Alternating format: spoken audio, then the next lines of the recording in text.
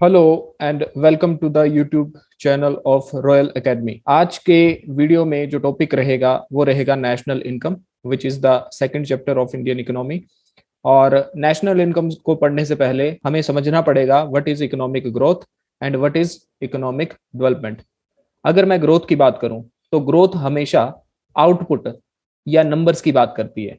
Output या numbers की, कितनी प्रोडक्शन हुई, always it talk about numbers, quantitative nature है इसका। बट अगर मैं डेवलपमेंट की बात करूं तो डेवलपमेंट हमेशा बात करती है growth, economic growth with improvement in welfare of the people.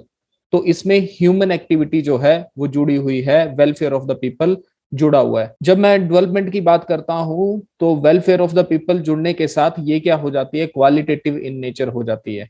Qualitative in nature, जिसको हम नंबर में नहीं करते हैं रिप्रेजेंट। तो ये जो लिखा हुआ है, the increase in the production of goods and services is called economic growth.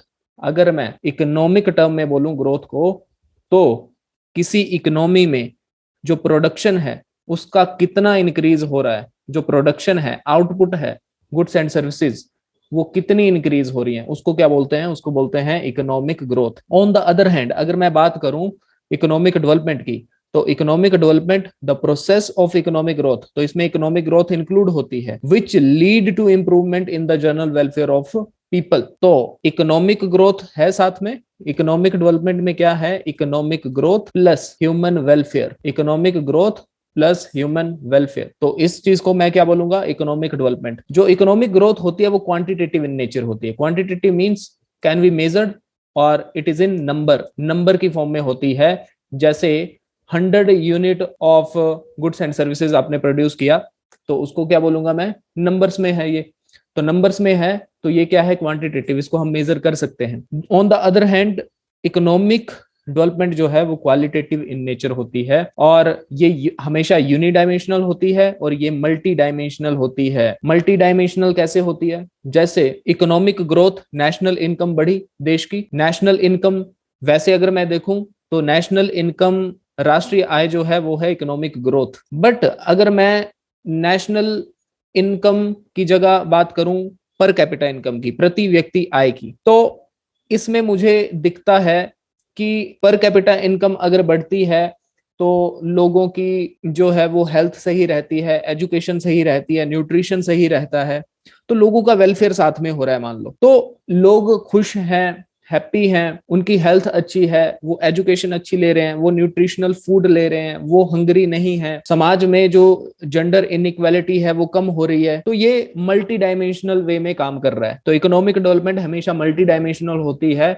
अलग अलग पैरामीटर्स पे काम करती है, whereas economic growth is always unidimensional. Next है economic growth can happen without development. Without development, अगर उसमें लोग पुअर हैं कोई फर्क नहीं पड़ता, लोग हंगरी हैं उसमें भी कोई फर्क नहीं पड़ता। इकोनॉमिक ग्रोथ जो है वो हमेशा हो सकती है विदाउट डेवलपमेंट, डेवलपमेंट के बिना भी हो सकती है, बट इकोनॉमिक डेवलपमेंट जो है ग्रोथ के बिना नहीं हो सकती, इकोनॉमिक ग्रोथ के बिना नहीं हो सकती। ठीक है, अब जैसे अगर मैं बोलूं कि लोग पुअर नहीं होने चाहिए, अगर लोग पुअर नहीं होने चाहिए तो नंबर ऑफ आउटपुट भी जो है इकोनॉमी में उतने होने चाहिए ताकि लोगों को वो मिल सके। तो ग्रोथ तो होनी चाहिए, साथ में जो है लोग का वेलफेयर भी होना चाहिए। तो ये विदाउट नहीं हो सकती ग्रोथ के। नेक्स्ट है रियल, इसका जो अगर मैं एग्जांपल बोलूं इकोनॉमिक ग्रोथ का, तो इकोनॉमिक ग्रोथ का एग्जांपल हो सकता है GDP, real per capita income,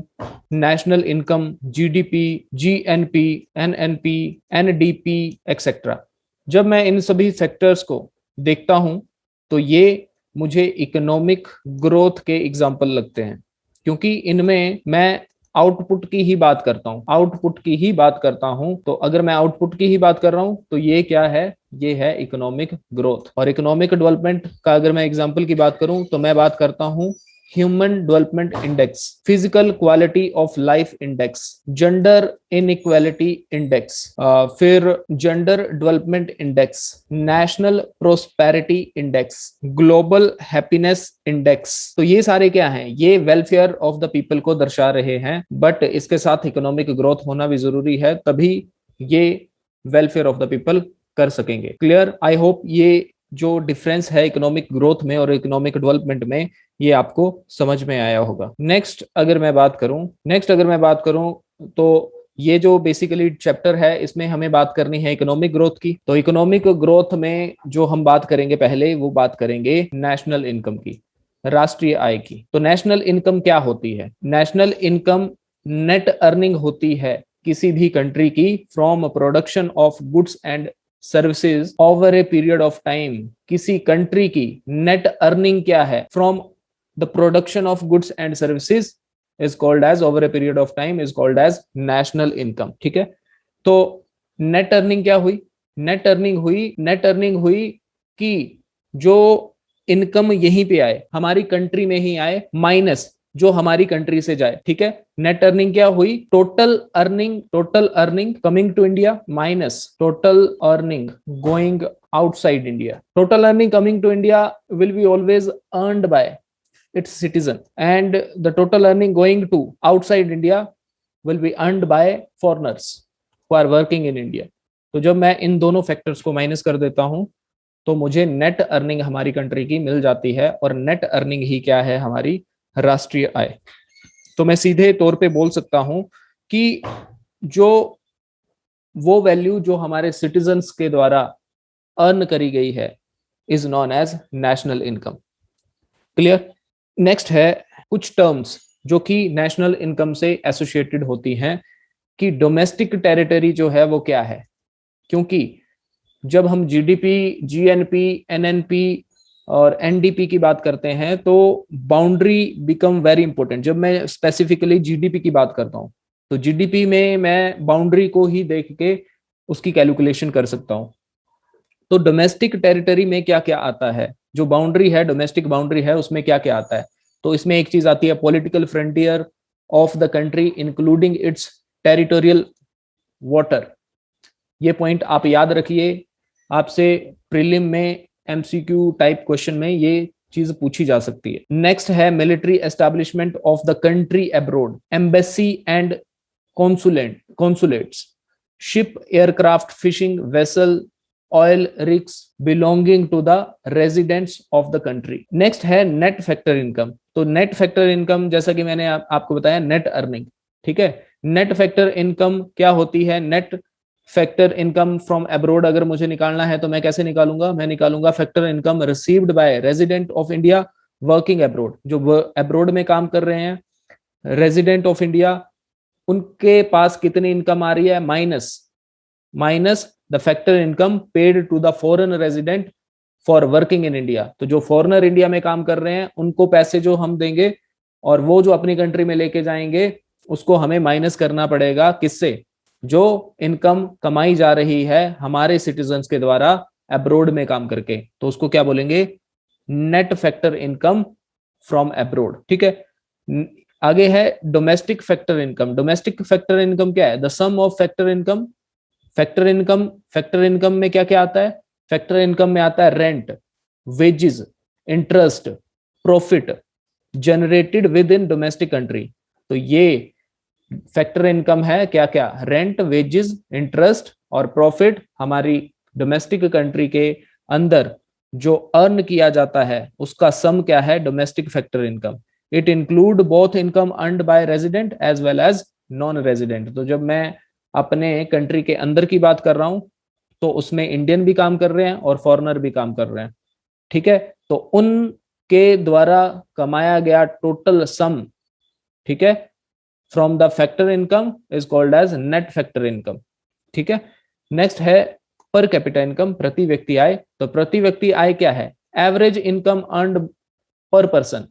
किसी पर्सन के द्वारा कंट्री में, एक पर्सन के द्वारा एवरेज इनकम कितनी कमाई जाती है उसको बोलते हैं प्रति व्यक्ति आय। अगर मैं इसके फॉर्मूले की बात करूं तो इसको मैं कर सकता हूं कि जो टोटल इनकम है, जिसको मैं बोल सकता हूं national income, by the divide करना है टोटल इनकम को टू द टोटल पॉपुलेशन। तो इससे क्या निकल जाएगी? प्रति व्यक्ति आय। ठीक है जी। और अगर मैं बात करूं नेशनल इनकम काउंटिंग की, तो इसको क्यों किया जाता है?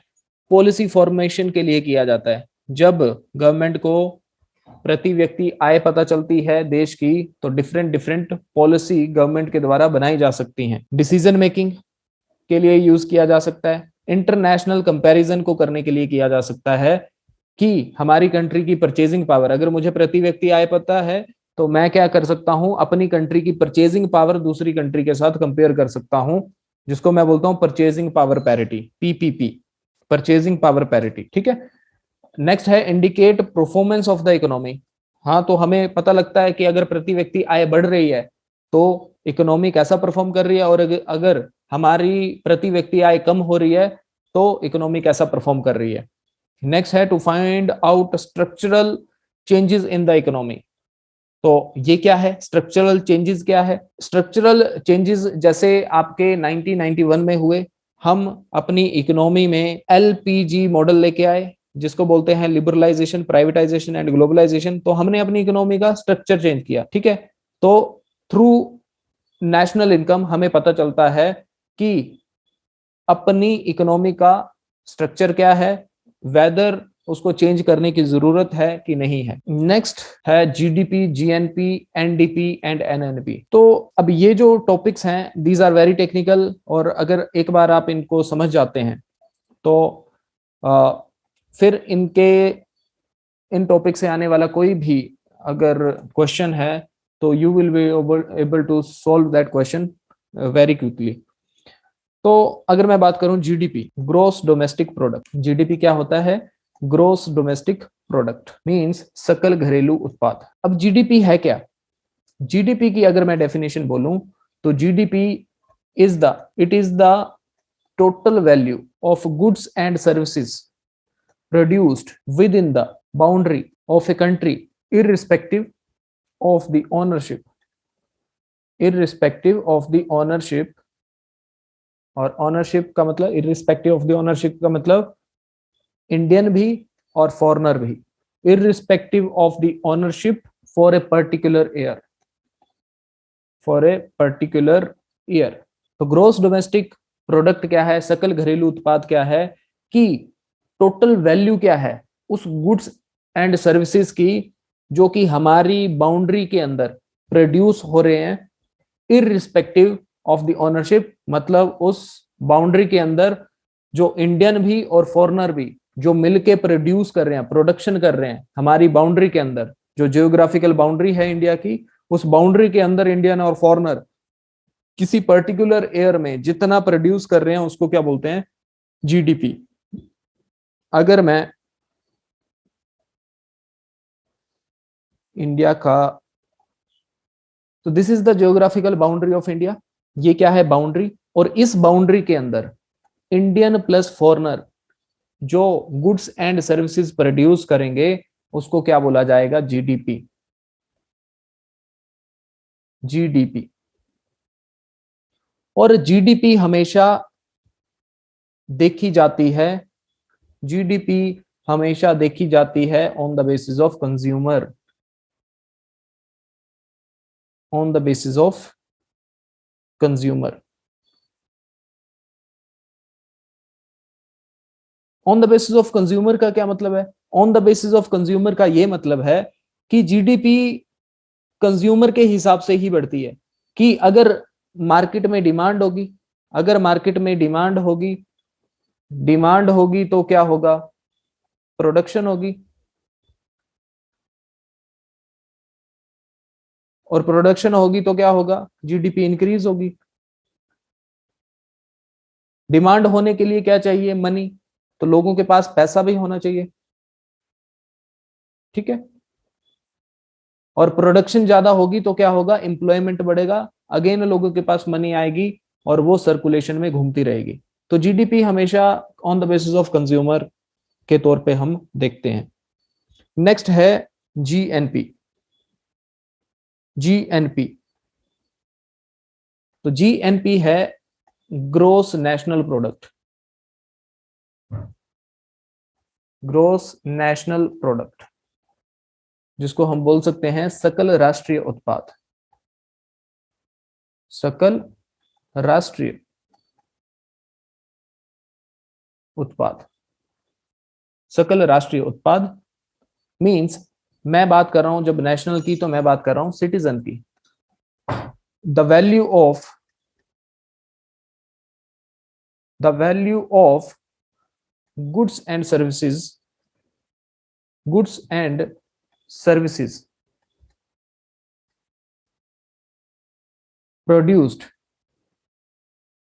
produced by the nationals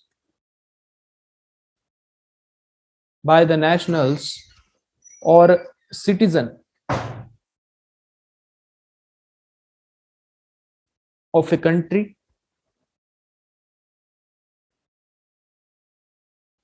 irrespective of the boundary for a particular year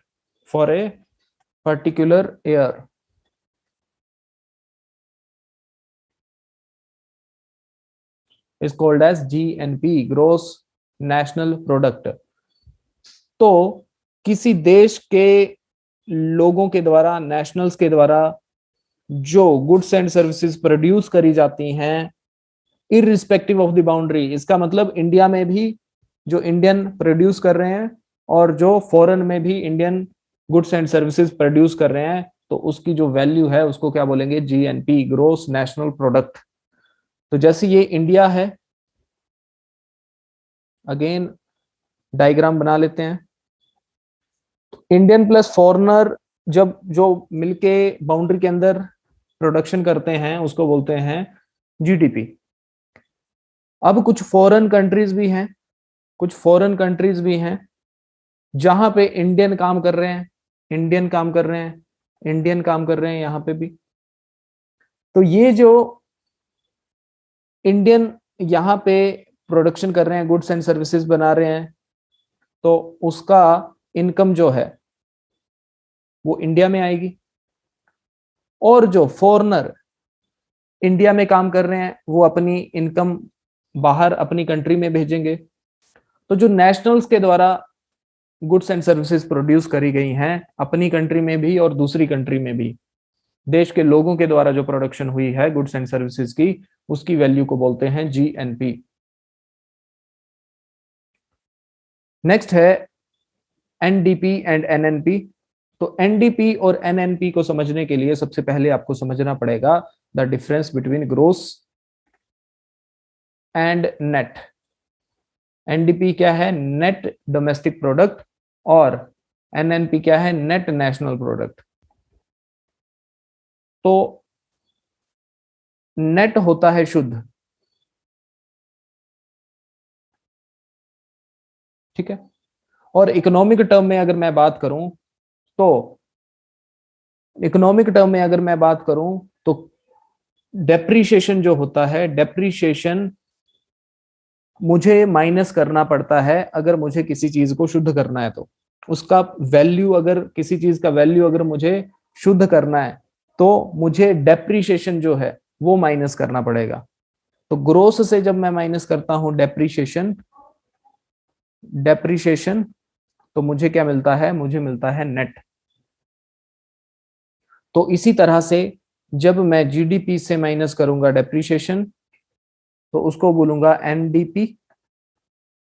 और सिमिलरली जब मैं GNP से माइनस करूंगा डेप्रीशिएशन, तो वो बनेगा NNP।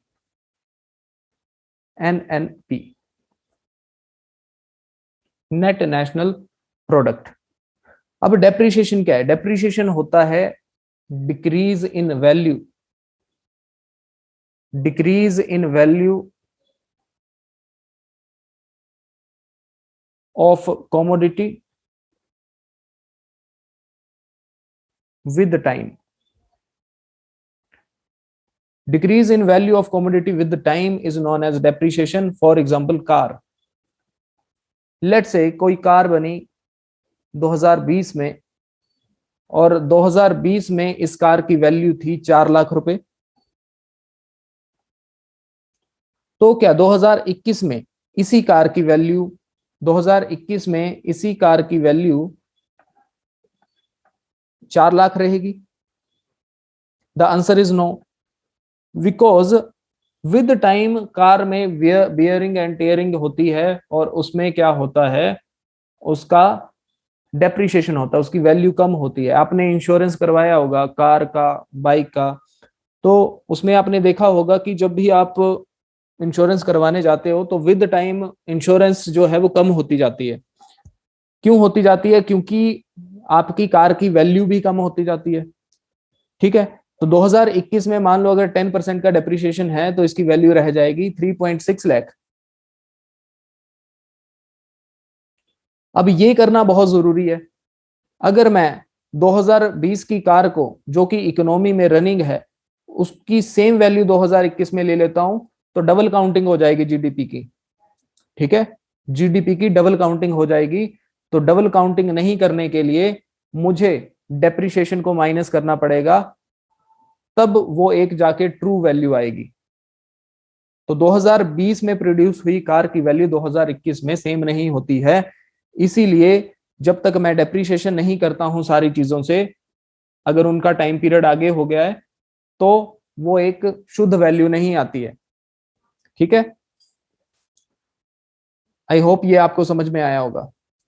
तो जीएनपी जैसा कि आपको पता है नेशनल्स के द्वारा भेजी गई जो वैल्यू है अपनी कंट्री में, ठीक है, अगर मैं उसको शुद्ध कर दूं तो वो क्या बनता है, एनएनपी, जो कि नेशनल्स के द्वारा ही कमाया गया है।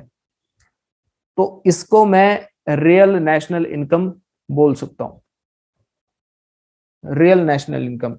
तो एनएनपी को क्या बोल सकता हूं मैं, real national income, real national income. I hope ये टॉपिक जो है वो आपको समझ में आया होगा।